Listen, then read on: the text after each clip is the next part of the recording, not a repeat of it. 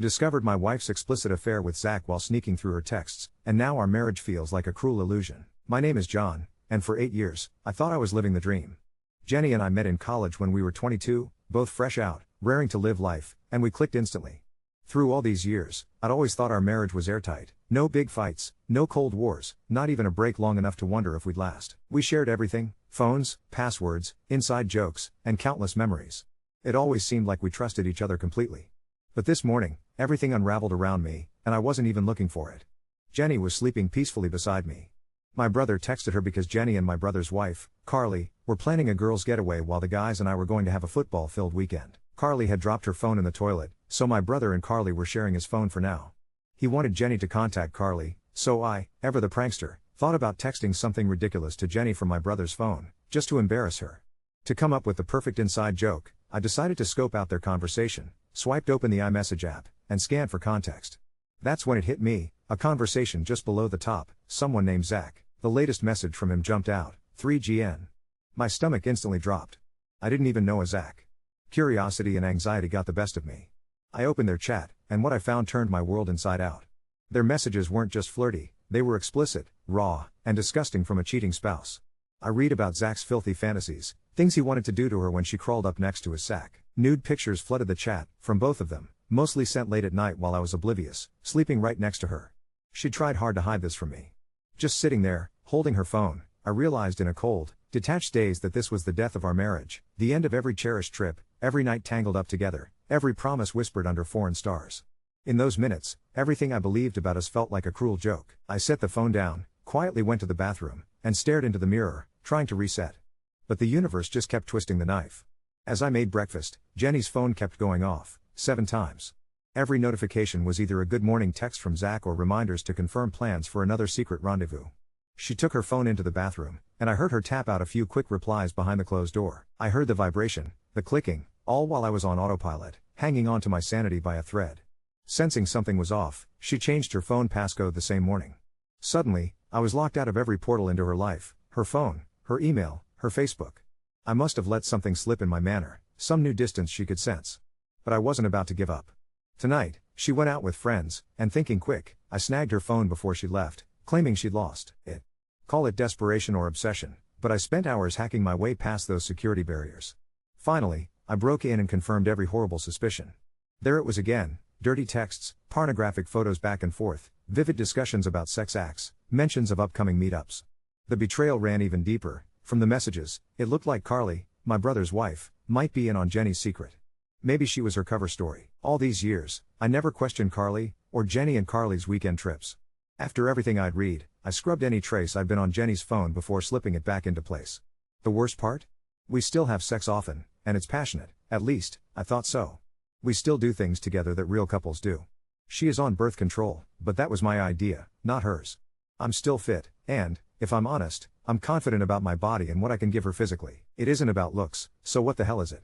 Suddenly, I'm doubting everything. Did she ever love me? Was I just comfortable, stable, never exciting enough? Was this about me, or is there something inside her that never truly committed? As I sit here, my mind spins in a million directions. There's a cheating clause in the prenup. Thank God, I earn way more than she does, so at least she won't take me for a ride if this explodes. Do I confront her tonight, or tail her when she travels? Should I out her to my brother, risk upending his marriage too if Carly's in on it? Or do I play the long game, gather more evidence, then destroy her and Zack's clandestine little world? Right now, all I know is nothing will ever be the same. And yet, here I am, standing in the ruins, wondering what to do next. Update 1. The man sitting beside Carly could have been just about anyone, a stranger trying to hit on her, some random guy, crammed into the nearly full seats, or even Zack or her own affair partner. I watched as they made their decision, pack up their leftovers and head out, everything to go. After leaving the hotel, my pie kept his distance, tailing them as they exited. Suddenly, they broke into an all-out sprint toward the car. I have no idea what came over them, or why Jenny started running. Carly looked bewildered, peppering Jenny with questions about their impromptu dash. But once they were safely inside the car, any tension dissolved, just a couple of friends laughing it off, as if they hadn't just made a mad dash across the parking lot. I have to be careful. If Jenny finds out that I know what's going on, this whole evidence-gathering operation is toast. I need a way to get them to be quiet about everything, but without tipping them off. I racked my brain for the answer because I'm desperate for a solution. To sum it all up, Carly thought she was just getting a girl's weekend. Maybe she needed a Starbucks fix or just a break. I really don't know what was happening there, or who talked to Carly at Starbucks. Afterward, they took a few unexpected turns, probably because they suspected someone was trailing them.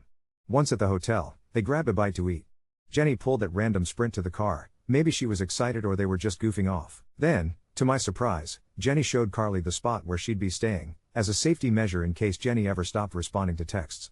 Afterward, Jenny dropped Carly at the hotel room and drove off to meet Zack at the flat. The two of them went inside. Now I faced another decision point. Should I carry on the stakeout, confront them at the hotel, or just call it off for the night? If Jenny caught wind of even a hint of suspicion, I wouldn't have another shot at further evidence. I'd be left with just a fleeting video, her entering the flat, the quick kiss at the door. Not enough to nail the infidelity clause in black and white. She could claim it was a platonic greeting, nothing more. With my pie on retainer until Monday, I needed the rest of this time to really cement my case. Carly, on the other hand, didn't waste any time. She texted my brother, telling him Jenny was cheating. Then my brother sent that message to me. I have to keep them silent. If they tell Jenny I know, I lose my only real opportunity to gather more concrete evidence. I know a kiss on the doorstep might not stick in court. Some people kept getting hung up about the cable guy. Look, he was legit, badge, van with one of those big ladders, the whole 9 yards. I'm convinced now that Carly was trying to frame Jenny as the sole cheater. No hesitation, she texted my brother immediately. If Jenny turns on Carly, Carly can feign ignorance and claim Jenny's just lashing out because she got caught. My mind was spinning with all these layers of betrayal. Just hours from heading home, I realized Jenny probably convinced Carly to swing by Zack's place just to show her the location, for safety. Carly was supposed to watch Jenny's back, in case things went south. After, Jenny brought Zack and another guy to the hotel, but Carly chickened out, her conscience finally kicked in. Or, maybe she just didn't want to cheat on her husband. That's how Jenny wound up stabbing her in the back. That's my best guess anyway. The next few days will tell me how deep this goes. Now, it's really starting to hit me how quickly my life is unraveling.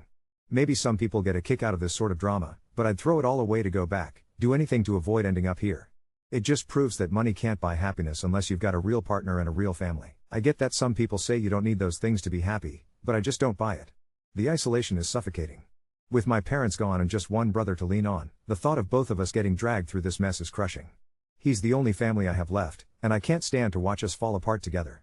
But I refuse to be that man sitting alone in a bar at 50, with nothing and no one. I'll move on from this, I have to. Maybe I'll find a better partner someday. I woke up this morning feeling like there was a 100-pound weight sitting on my chest. I hate to complain, but the ache is unbearable. I know it's not that rare to lose your parents by 30, but right now, in this moment, I wish more than anything for my mother's comfort. She was the best. If you have parents and you're on good terms, don't take them for granted, not for a single second. I'm not saying I mistreated her, I just wish she was here. Writing this out, I can barely hold back my tears. Some people have reached out to check on my safety if Jenny comes home with Carly or something. No worries, the pie will let me know if they leave the hotel. I doubt they will tonight, they're probably all hammered, and Jenny already wished me good night. I'm also not going to post any proof. Posting anything would blow my cover immediately if anyone involved saw it. I've changed enough details that they wouldn't connect the dots from words alone, but uploading evidence would ruin everything. So if you don't believe me, fine, but that's how it has to be. My brother messaged me this morning. Morning dude, what time should I come over? I told him to come in half an hour. The pie filled me in at 4:21 a.m. Jenny and Carly, back on the hotel's ground floor, sitting in the lobby, talking quietly. Neither had gone upstairs yet. Carly looked like she was struggling with a massive hangover, head in hands.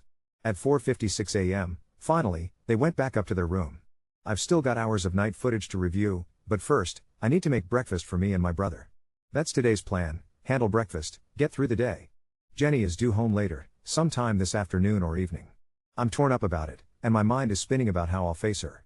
My brother and I talked through the options. We decided to act as if we knew nothing. He'll pretend Carly never told him about Jenny, and I'll pretend I have no clue about Carly. The hope is that, by faking ignorance, our spouses won't fly into a panic and launch some wild, damaging cover-up. During our talk, the pie updated me again. They'd gone down for food, and all four of them were sitting together at a table outside a restaurant.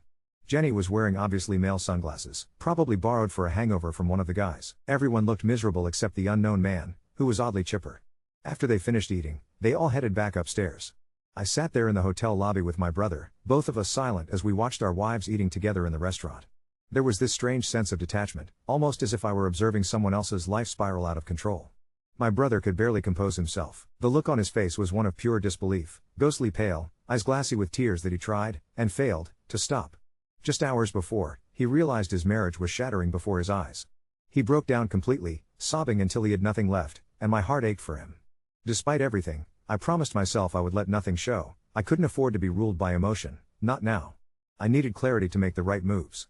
Upstairs, they returned to their hotel rooms. What did they do in there all day, other than hang out and, most likely, have sex? The thought made me nauseous, but I forced myself to stay focused. We waited for them to leave their rooms again. I wanted more evidence, more irrefutable proof that would finally end this nightmare and liberate us both from these broken marriages. Last night, Jenny texted my brother out of the blue at 1:19 a.m. just a simple hey. He didn't dignify it with a reply. Carly, for her part, kept her silence, not a single message to him. I could tell my brother was trying to stay calm, watching TV while I typed furiously on my laptop. He didn't know I was documenting every step in this journey right here beside him. We held our breath, watching, waiting for Carly and Jenny to make another move, something out in public, something that would clinch our cases. So far, our only clear piece of evidence was Carly having a long conversation with a man at Starbucks. No photos, no video, nothing concrete, yet. Just a few more images, a few more clips, and this charade could finally end. We could hire lawyers, file for divorce, and escape the agony for good. Tomorrow, my brother would meet with a divorce lawyer. He was determined to put the wheels in motion. The mood in our house had grown so heavy, so suffocating, I thought I might burst. Maybe I'd take a walk just to clear my head, if only for a little while, but at least now, I had the proof I needed: nudes, sexually suggestive texts, blatant sexual messages, pictures and videos of them kissing and hanging out together. The pie had earned every dime. Still, the devastation at the truth hit me like a wave. My brother and I watched Carly and Jenny drive off together, speculating, searching for meaning in their movements. Was Carly, my brother's wife, cheating too? Her actions remained a mystery. The dread of their return gnawed at me. Should I confront her? Should I act as if everything were normal? I wanted to let her know I was fully aware of what had happened, but only after I'd spoken with my divorce lawyer, only when every piece was in place. I dreaded the thought that she might confess tonight, ruining my preparation.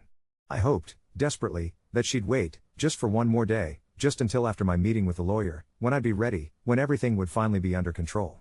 Update 2. She came home late afternoon, hair up in that rush don't look at me too closely bun, sunglasses I didn't recognize pinned on top like a little flag she forgot to take down.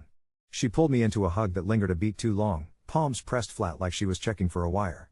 Her eyes flicked past me to the kitchen counter, to the sink, to the mantel, inventorying the house like she was worried it might tell on her. I kept my voice easy, asked about her trip, handed her a cup of coffee, nodded at the right times. She kissed my cheek and told me I smelled good. It landed like a coin thrown into a dry fountain. Dinner was quiet. She filled the gaps with stories that had no edges. I pretended not to recognize the cologne on her sweater and told her I had an early start, that I might sleep on the couch if I tossed. She laughed at something on her phone she wouldn't show me and disappeared into a shower that ran so long the mirror could have been a storm cloud. I waited for the vents to stop hissing, walked into the laundry room, and slid her underwear into a gallon-sized Ziploc like I was embalming a piece of our life. Then I lay on the couch and counted the HVAC clicks until morning. The lawyer didn't waste time. He had the kind of face that looks like it spent years decoding other people's worst days. He read the prenup, read it again, and told me we didn't have to make this complicated. You don't need a football stadium of evidence, he said. You need an admission, dated and recorded. One-party consent here. Don't corner her. Don't scream. Ask, and let her answer. He slid me a card for a process server and a script much shorter than the 1,000 speeches playing in my head. When I left his office, my pie was already waiting in my inbox. He'd found the last name. Not some ghost, not a fake number. Real tax records, real lease, real plate. Zack wasn't a phantom, he was a field supervisor at a construction company we'd used for the guest bath 3 years ago. He'd been in our house. He'd eaten my chili at the end of that remodel and told me he wanted a wife like mine someday. I sat with that in the parking lot until the steering wheel creaked under my palms. I told myself a dozen times I'd wait one more day. Then I walked into my own kitchen and something inside me just stood up. I set my phone on record and slid it into my shirt pocket. I asked her if we could take a walk. She looked at me the way you look at a dog who's been staring at the door for hours, fascinated, a little scared. We made it to the end of the block before I said his name out loud. She kept walking for 3 steps. The 4th step didn't land. I didn't accuse. I didn't wave anything in her face. I asked her if she was having a physical relationship with him. She looked over my shoulder at nothing and did that tiny shrug that people do when they're deciding who they want to be in the next sentence. Then came the choreography I guess everyone in my position learns. First the head shake, then the tearless eyes, then the story about misreading signals, about harmless flirting, about loneliness. I stayed quiet, and the space finally sucked her words down to the bedrock. We slept together, she said, so softly I almost missed it. We? Yeah. A few times. The quiet after that was the kind that turns your skin into a drum. I thanked her. My voice sounded like it belonged to a neighbor. We walked home. I texted the server from the pantry and he knocked before my hand stopped shaking. She took the envelope like it was hot. I watched her read the caption page. Watched her mouth go flat. She didn't scream. She didn't crumple. She sat at the table and tried to negotiate with gravity, said my name in a dozen different shapes, none of them the one she used to say. Then she started talking too fast, blame ricocheting off walls, Carly's name, that hotel wasn't what I thought, she was going to tell me, it was already over. The strange thing was that somewhere between word and word she was already rebuilding a version of herself where this had all been survivable. I couldn't get mad enough to stop her. I took my keys, texted my brother one word, done, and walked. I was 3 blocks from the house when an unknown number lit up my phone. I almost let it die in my pocket, but something slapped at the back of my neck. A woman's voice came on, serrated by 8 hours of held back panic. She told me her name. She told me she was Zack's wife. She'd found my Pi's card in the glove compartment of a truck she never drove. She didn't know where to put her hands. She asked me if I was kind or cruel and then apologized for asking. I stood in the shade of a jacaranda tree and told her what I knew in the same clean lines the lawyer had taught me. She started to cry so quietly I had to press the phone harder to hear it. He said it was flirting, she whispered. He said it was nothing, is it nothing? I told her the truth. I told her it's never nothing. We agreed to stop making their choices for them. She sent me a screenshot while we were still on the line, a calendar entry labeled J+Z, 6p, same place from next Friday. Not a secret life so much as an appointment. My brother pulled up beside me while I was still talking to her. He rolled down the window and took one look at my face and didn't ask. We drove without the radio on. He told me Carly wanted to talk to me alone. That she'd called him and said there were messages he needed me to see but that if he saw them, he'd never unsee them, and she wouldn't be able to pretend for even an hour that she didn't destroy him by accident. I told him to drop me 2 blocks away. I didn't want my front yard becoming a theater.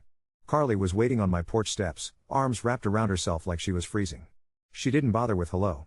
She handed me an old phone, the backup she never traded in, loaded with screenshots she'd been taking for months of Jenny's messages and hers, Jenny's instructions, Jenny's check-ins from bathrooms and Uber rides, the selfie she took outside the flat to prove she'd gotten there safe. Carly wasn't sleeping with anyone. She'd been the alibi, the friend who thought she was preventing something worse, until yesterday when Jenny dragged 2 men back to the hotel and told Carly she was being approved for locking herself in the bathroom. She laughed, Carly said, and her voice cracked in a way that broke whatever pity I had for either of them, and she told me not to be jealous. I asked Carly why she told my brother anything at all. She said because she looked at herself in the bathroom mirror and didn't recognize the person who kept her mouth shut. She wanted me to know she was sorry, and that she'd tell the whole truth when it mattered, even if it meant watching her marriage go brittle. I told her to go home. She took one last look at my front door like she expected it to open and then left. By evening, my lawyer had the recording and the screenshots. He told me to sleep. I checked into a hotel off the interstate and watched bad TV with the sound off. Around midnight, I got a text from a number that wasn't in my contacts. We should talk, man to man. Zack. I stared at the little bubble like it was a snake trying to look like a shoelace. The audacity of that sentence should have made me laugh, but I couldn't find the part of my body that knew how. I told him we could meet tomorrow at noon at a diner that's old enough to have its own smell. He said okay. A minute later, my phone pinged again, an email this time, no subject line, from an address with nothing but initials. It was a video. The restaurant patio, yesterday afternoon. My wife sitting beneath a sun umbrella in a pair of sunglasses that didn't belong to her, one hand holding a glass of water, the other hand under the table, Zack's leg crooked close enough to touch. The camera tilted and you could see where it was coming from, across the way, behind a hedge. The Pi hadn't sent it. The metadata said it was shot on a Samsung, not his gear. I rewound it twice before I noticed the reflection in the glass door behind them. Me, and my brother, in the lobby, ghosts that didn't know they were dead yet. Morning curled into the room through the blackout curtains like it had to find me around corners. I checked out, drove home, and paused in the driveway. Jenny's car was gone. On the kitchen counter, a note, we need to talk. Please don't do this. Next to it, the sunglasses. I picked them up. They were prescription. I put them on and the room blurred until the world went uselessly soft. I set them back down just as my phone buzzed with a new message from the Pi. He'd taken a walk past Zack's building. There was a moving truck on the curb. Not big, not a whole life kind of truck. The kind you rent when you think you can outpace a problem if you just run hard enough. The wife, my late night phone call, was standing on the sidewalk with a roll of packing tape in one hand and a set of keys in the other. She saw him. She didn't flinch. She dropped the keys into a potted plant by the door. I don't know what happens at a table where 2 men sit across from each other and try to pretend there's a script for this. I'll know in a few hours. I do know that when I walked upstairs to grab my passport from the safe, habit, I guess, a reflex toward escape, the lock turned, and the door swung open and the first thing I saw on top of our documents was a folded sheet of paper I hadn't put there. 2 sentences. Jenny's handwriting. A date from 6 weeks ago in the corner. I'm scared of turning 30 and waking up bored and invisible. I keep thinking if I blow up my life it will prove I'm still here. Update 3. The diner had that varnished coffee smell you only get when cups have been refilled in the same place for 30 years. I picked a booth with a view of the door and the parking lot and set my phone face down, recording, the way the lawyer told me. Noon slipped past by 5 minutes and then he was there, sunburned neck, hard hat, tan line, the kind of posture you get from lifting without thinking about your back for a decade. He didn't sit across from me. He sat next to me like we were watching a game together. He said my name and tried to give me a shape to put him in, wrong place, wrong time, feelings he didn't plan to grow, and he thought we were separated, and she told him I was cruel, and on, words piling on the table like napkins. I let every one of them slide off. When he ran out, I asked him one thing, was any of it in my house? He stared at the salt shaker long enough that the waitress glanced twice, then shook his head once, then nodded once. Shower, he said, like the word had gravel in it. I felt my body tilt on an axis and then right itself. He said he was moving because his wife packed him, not because he was noble. He said the truck out front wasn't everything, just enough so he couldn't go home and pretend a couch was a bridge between two safe shores. He said the video wasn't from him. I asked who sent it. He blinked at me like I'd asked him the square root of blue. He looked smaller up close. Not a monster. Not a myth. A guy who made a choice, then another, until he was here with me and a sweating glass of water and a bill neither of us could pay with anything in our pockets. He tried the apology again. The man-to-man. I let him get to the part where he said my wife is not like other people and then I asked him if he knew her last name the first time he slept with her. He opened his mouth and I watched the answer get lost somewhere between honesty and a survival instinct he'd been feeding so long it had teeth. The bell over the door rang again. She walked in like she owned every bruise on her body, no makeup, ponytail cinched too tight, a bruise you wouldn't notice unless you knew what love shouldn't look like. She didn't look at me first. She looked at him and that was enough for both of us. She slid into the opposite side of the booth and put her phone on the table, screen up, the way I'd done. You lied to both of us, she said to him without asking permission for her voice to shake. Then to me, without moving her eyes, I'm the one who sent you the video. I wanted you to see it the way I had to learn it, crooked and in public. She pulled a sandwich bag from her tote and set it beside the phone. 2 receipts, 1 key tag with a gym logo, a folded paper with his handwriting and a calendar grid, Fridays circled like a heartbeat. J+Z. J+Z. J+Z. Zack started to grab for it and she moved her hand and he didn't. She told me he'd said it was flirting until she found an appointment made out of her life. She told him, almost gently, that he could go, or he could stay and listen and learn which pieces of him he didn't get to take with him when he left. He stayed. I asked questions. Did Jenny say she'd leave me? Did she talk about money? Did she mention the prenup? He laughed once at the last one, not because it was funny but because he just then understood she'd been carrying more than one story in her jawbone. He said she called it my parachute. He said she told him I'd forgive the affair if I could feel like I won. It didn't sound like a thing a person says until I remembered that note on top of the passports and the handwriting that couldn't decide if it wanted to be neat or honest. He told me where they met. At first screen glare, then parking lots, then the flat with lousy blinds, then that hotel. He said he stopped answering for a week and then she put herself outside his office at lunch with a coffee he didn't even like and said she didn't like being ignored. He said he didn't know about the 2 men at the hotel after. That was Jenny trying to hurt someone else because she'd already hurt me and couldn't feel it yet. The waitress came and topped off cups like we were discussing the weather. I didn't tell him what I had. I didn't tell him about the recording or the server or the file already growing teeth on my lawyer's desktop. I asked him if he understood that I am not a man who throws a punch. He nodded like that was worse. He started crying without making a sound and wiped his face with a napkin already soaked through. His wife didn't touch him. She looked at me instead and the look said, I will not let your pain make me feel less alone in mine. When they left, he tried to take the calendar paper and she kept it. We stood in the parking lot, the 3 of us, a triangle of people who'd all been told different stories. She asked if I was going to burn it down. I told her I was going to follow instructions, then go home. She nodded like that was a language she understood. She told me she dropped his keys in the plant because leaving them on a table felt too much like mercy. She told me if I needed her statement, I could have it, and if I didn't, she was still going to send it. Then she walked away without looking back. He stood there long enough the automatic doors thought he was trying to come back inside. Then he left, too.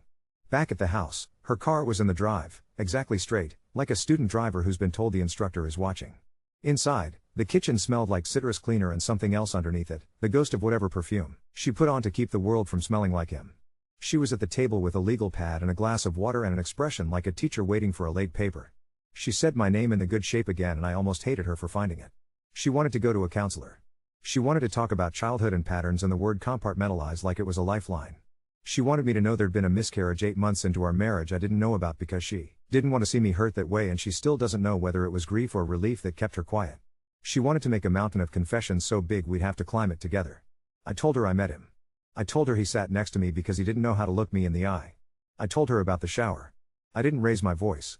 I watched the air go out of her like someone had opened a secret zipper along her spine. She said she hadn't wanted it to happen in the house. She said it was one time like the word had any math in it that could be kind. She said she'd been trying to feel alive and found a void with hands. She kept trying phrases on, like she could smuggle truth past my face if she wrapped it in enough shared history. I told her a process server doesn't care about narrative arcs. Papers are papers. She looked at her own hands like she expected them to do something brave. They didn't. Mid-sentence, my phone buzzed. The pie again, his messages coming in little square clips of my life from angles I wasn't supposed to see. A shot of Zack's flat, door propped open with a paint can, mover sweating. Another angle I recognized too late, the side of our house. The old lockbox from the remodel was still wrapped around the gas line, paint splattered and forgotten. He sent me a photo of the inside of it. Empty. My stomach went cold in a tidy way. I asked her for our alarm code history. She stared at me like she didn't understand the language. I pulled up the log myself. The code from 3 years ago had been used exactly once in the past 6 months. Wednesday. 2:11 p.m. She closed her eyes. I didn't think you'd ever check that, she whispered, like this was a problem of imagination. She started to tell me about the day I was in a meeting and the rain made the afternoon look like evening and she wanted to feel like she could get away with something. I didn't ask follow-ups. I forwarded the log to my lawyer. I walked outside and cut the lockbox off with the hacksaw from the garage, the blade sticking in the metal like it wanted to be merciful. The thing hit the concrete with a weight that felt bigger than it was. I dropped it in the trash and came back in and told her I'd send someone for the rest of her things. My brother texted me a photo around dinner, Carly's hands, palms up on their coffee table, her wedding ring off to the side like a coin someone had decided not to spend. Under her palms, a printed thread of messages, dates, times, locations. She was reading them to him out loud, giving him every chance to build a wall of understanding where blame couldn't find footing. He didn't say whether he was staying. He didn't have to. The absence in the text said enough. Night hit the windows and didn't bounce back. I found the note again in the safe and read it a second time, like maybe the handwriting would change its mind. It didn't. I slid it into a folder with the rest of the paper that decided what the word marriage meant and locked it away from both of us. There's a particular quiet a house learns when it has heard something it can't unhear. Even the fridge made a different sound. I packed a small bag without looking too hard at what I chose.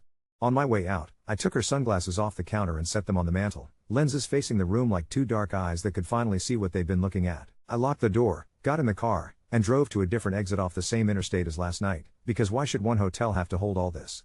An hour later, another email hit. No subject. Same initials as before. A screenshot of a calendar invite for next Friday, cancelled. The note attached was 2 words, not coming. I didn't know whether it was him or her or the universe. I turned the phone face down on the nightstand and let the room be small enough to fit me. The walls didn't move to make space. They didn't have to. I'm learning how to.